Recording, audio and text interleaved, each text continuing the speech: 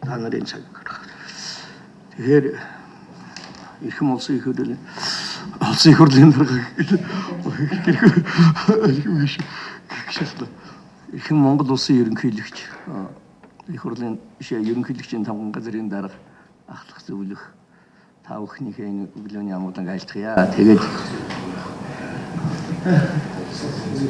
улсын зөвшөөрөл энэ процессыг сайн мэдж байгаа би маш товчхон зүйл хэлье те.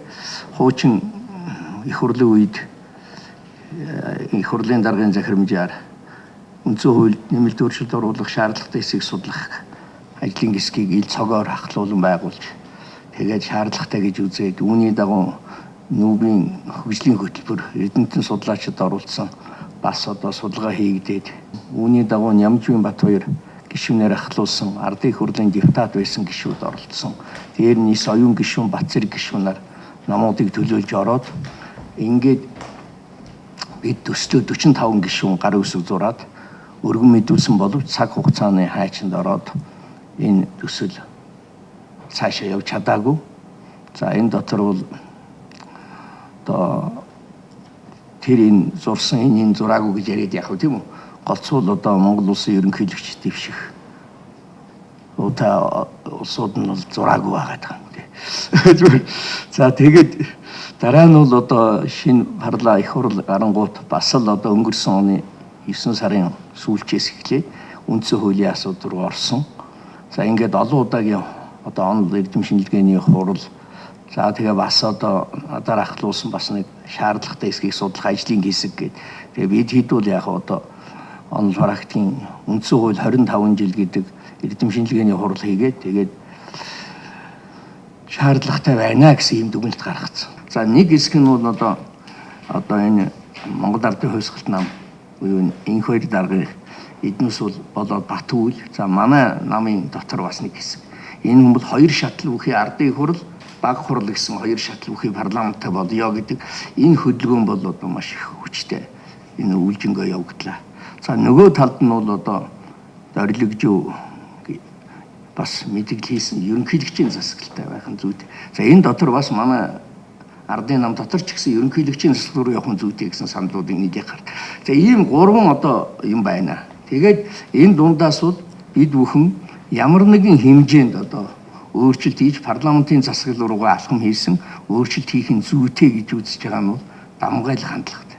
За ингээд нэг 20 гаруй хүнээс бүрдсэн нэг 6 улс төрийн нам оролцоод ардсан намын бүлгээс одоо манай Эрдэнэт дарга Бацаамдан гишүүн за болд гишүүн зарим үед нь ороо зарим үед нь ордгүй ингээ 3 гишүүн тэгээд одоо хуучин баг хурлын гишүүн их хурлын депутат байсан Ламжив багш энтергээд хэдэн хүн 2-3 Эрдэнэтэн за манайхаас бас нэг 3-4 хүн ингээд нийтдээ нэг 10 гаруй хүний хүрээнд дээр нь ерөнхийлөгчийн зөвлөх байсан Үнэр Баяр Тэгмэчлэнгийн ийм хүмүүсийн хүрээнд бол одоо энэ нэг төсөл хамгийн сүүлд нь гараад нийтдээ энэ ном болоод гарч одоо танд өгөх гэж нэг 25-6 асуудал нэг 5 багц асуудал тэгээ 22 жижиг асуудал байна. Доктор ахлуулсан ажлын хэсгийг хараад үсгээд эдэмт судлаачтай ажлын хэсэг судалгаа аваад тэрүүгээр иймэрхүү асуудлаар одоо өөрчлөлт оруулах нь зүйтэй байна гэж үзснийг үзсэн нь бол бас үндсэндээ өмнө одоо энэ хөл даргын хавлын дарга үед байгуулсан ажлын хэсгийн гаргаж ирсэн саналуудтай бол үндсэндээ давхцсан саналууд байна. 2015 оны 5 сарын 1-нд 1-2-нд байна. Одоо бас тухайн улсын хурлтай хамтраад хурал хийгээд ийм асуудлууд болохгүй байна гэдээ гаргаж ирсэн асуудлууд. За тэрний дараа нь бол тэр Томсгийн сүд нэгдсэн үндэсний байгууллагын хөгжлийн хөтөлбөрийн тусламжтайгаар хийгдсэн тэр үндсэн хуульд хийсэн дүн шинжилгээ гэж байгаа. Тэн чин Томсгийн бүрэг юм тэргээд тэрүүгээр гарсан дүгнэлтүүд үндсэндээ өмнөх хурлаар энэ ажлын хэсгийн гаргасан энэ ажлууд ингэж явсан дүгнэлтүүд нэгтгэгдэж ирээл тэр эдэмтэн судлаачдын Эквадор бас тэр ажлын хэсэгт ажилласан. Тэр ажлын хэсгийг оруулж ирсэн саналыг нь 6 багцын 40-д асуудал оруулж ирснийг зөвлөлт санал асуулах гэж хийгээд тэн дээр 2 асуудал дэмжигдээгүй. Нэг нь бол ерөнхийлөгчийг бүх ард түмнээс биш парламентаа сонгодог бол яг гэдэг өргөтгсөн бүрэлдэхүүнээр одоо их хурл дээр нэмэх нь аймаг нийслэлийн иргэдийн төлөвчтэй хурл тэрнийг бол зөвлөх санал суулгаар дэмжээгүй. Хоёр дахь нь бол хоёр шаталтай парламент хоёр шаттай ардын хурл гэсэн хоёр тогтолцоотой болно гэсэн тэр санал дэмжигдээгүй. 3 сая иргэдийнхаа төлөө асуудлыг ярьж байгаа бол жишээ нь тэр сумын засаг даргаыг одоо орон нутгаас өөрсдөө сонгонооч гэдэг юм уу, тийм ээ. Энэ эрх мэдэл их хурлын гишүүдийг буцааж алдаа гаргах юм бол татдаг байнаач гэдэг юм уу, тийм ээ. Иймэрхүү зүйлүүдийг бол ер нь одоо нийтээр бол дэмжих магадлал байна лээ. Ер нь би бол тэгж л харж байгаа. Тийм учраас 2000 оны 99 оноос хэлцээд 2000 оноос нэг оруулсан тэр нэг 7 асуудлыг бол шүүмжилдэг ч хүн их байд юм байлаа. За бас оноо байгаа ч гэж ярьдаг хүмүүс байд юм бэл. Наадах чинь өмнөх их хурл дээр бид нэг ангийнхан шүү дээ болоос. Тэгэл ингээд баахан бүжгнүүлээд янз бүр болсон. Таны буруу өгүүлэр хэллээ.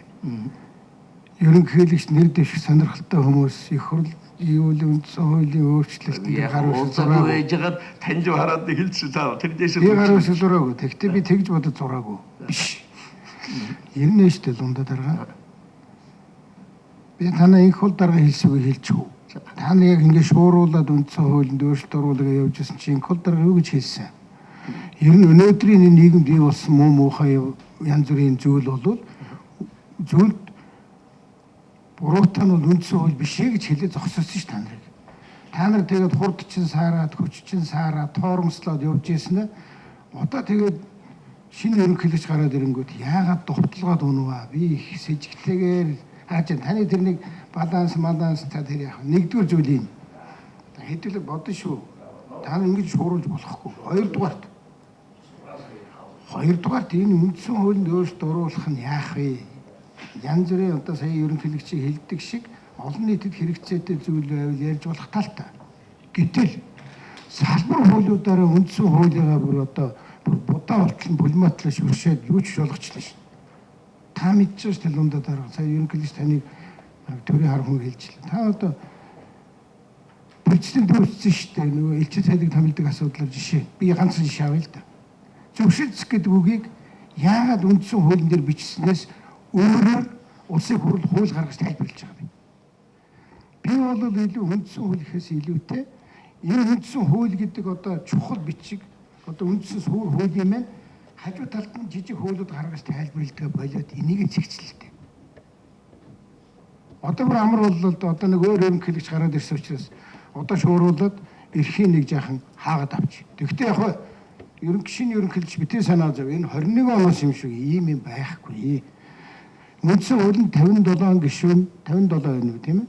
57 орчим гишүүн өөрчлөлт 57-аас дээш гишүүн оролцоод өөрчлөлт оруулах боломжтой. Нэг нам өнөөдөр 65 гишүүнтэй. Тэр 65 гишүүн өнөөдөр олон дүн дамлаад гараад ирсэн мөрийн хөтөлбөрийнхээ тухай яриад ажил хийхин оронд одоо ингээл баахан шүлсэсэргээл тэгэл үндсэн хууль мөл яриад. Тэр нэг өдөр шууруулаад баталчих үү. Манай дундаа дараа чараад ихгүй. Тэгэхдээ энэ дээр та нар надад хурдан мурдаа тааруулаарай. Арай хэвдэрлээ шүү. Тэгээ энэ хийгүү байдал одоо нийгэмд үүссэн шүү. Шүүгчийн насыг 5 жилээр нэмж байгаа юм тий. Тийм байна. За тэр ч одоо бас логик байж магадгүй. 30 хүрээг улсын хурлын гишүүд орж ирчээд төрийнхөө ордонд бандаж яриа зогсдог. Гишүүнийхээ насыг нэмж болно шүү дээ бас. Одоо энэ бол тодорхой тохиолдол гарч ирээд шүү. Ажил гэрийнхаа юм төлөвшсөн хүн нэр дэвшдэгч байдаг юм уу? Бид нар ердийн шүүхийн шүүгчийг 30 наснаас болгож байгаа юм шүү дээ. 25 30 болгоод гишүүнийхээ басыг нэмж болно. Одоо ард түмэнд байгаа нэг муу иргэдийн нийтийн хурал гээд баг дээр хорон дээр уулздаг нэр дэвшүүлдэг ямиг хураахаас ажиллаа эхлэх юм бол энэ бол явахгүй байх гэж би хувьдаа бодож байна. Яг хөө тэрийгэ хийгээд гарах гэж үзэж болох л байх. Тэгээ сая нэг жилийн өмнө болсон улсын хурлын сонгуулиар урд тожид гараагүй юм гараад одоо хүртэл зарган дуусаагүй явж шин. 60 тэрбум гээд. Тэгээ энэ хуулийн байгууллага явандаа нэг ард нь гарах л байх. Энэ 60 тэрбумаар бүрдүүлсэн их хурл үндсэн хуулийг өөрчлөх ёс суртахуун нэрх байна уу? Жишээ нь одоо юуны эрх хурл байна. 57 коновч хангалттай байна. арчилсан нам оролцохгүй гэхэд 57 суугаад юу дуртайгаа хийж болно л да. Зүгээр нэг тэгэл эргээд харчих хэрэгтэй. Хамаг юм энэ ерөнхийлөгчийн сонгуулийн өмнө ил боллоо шүү дээ. Улсын их хурлын сонгуулийн өмнө бол 3 минутын бичлэг болцсон.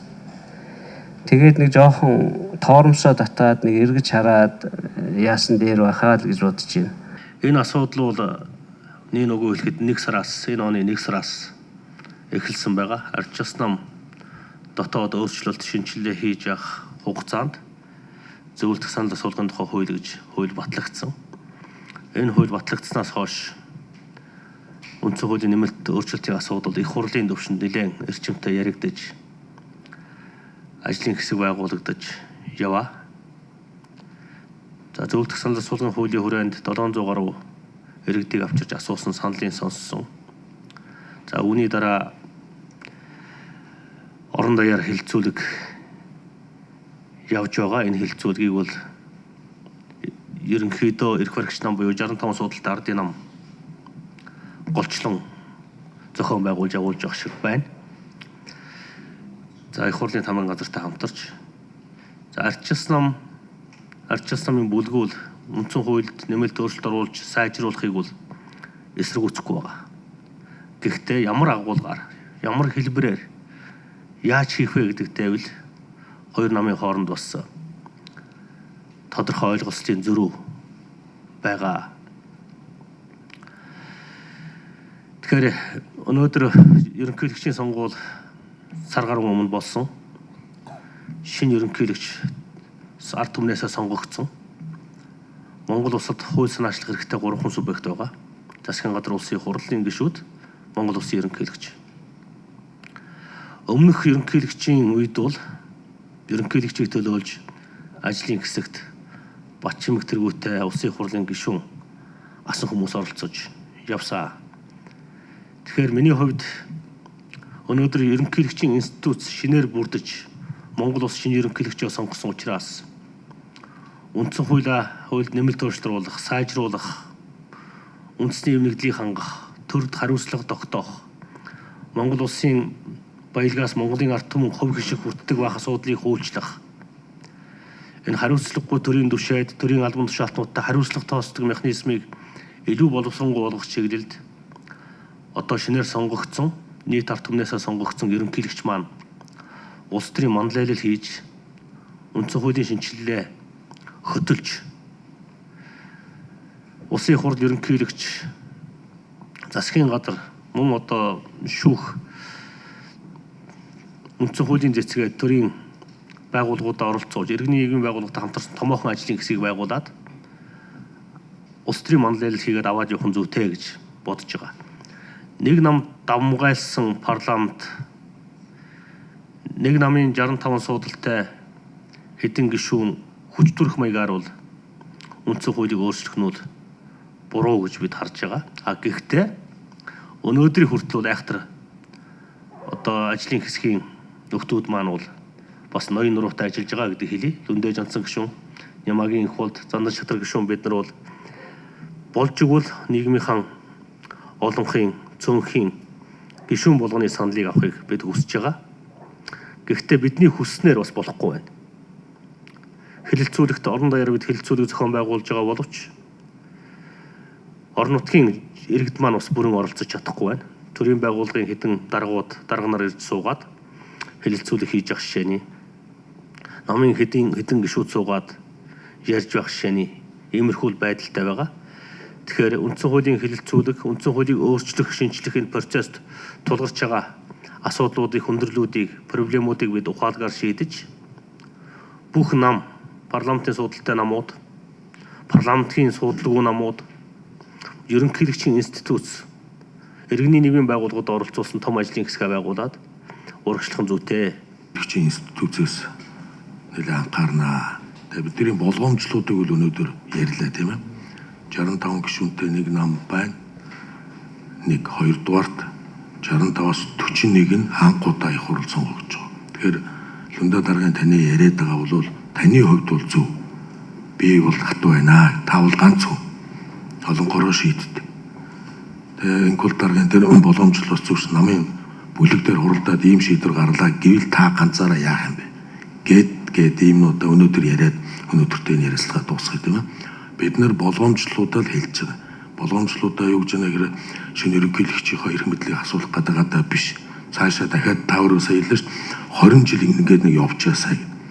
Тэр тал дээр нь тусгаад нэгдүгээрт Монгол улс, хоёрдугаарт 3 сая иргэнд зориулсан үндсэн хуулийн өөрчлөлт байгаасаа л гэдэг л өнөөдрийнхөө саналыг нэгээр ингээд дуусгав. За баярлалаа.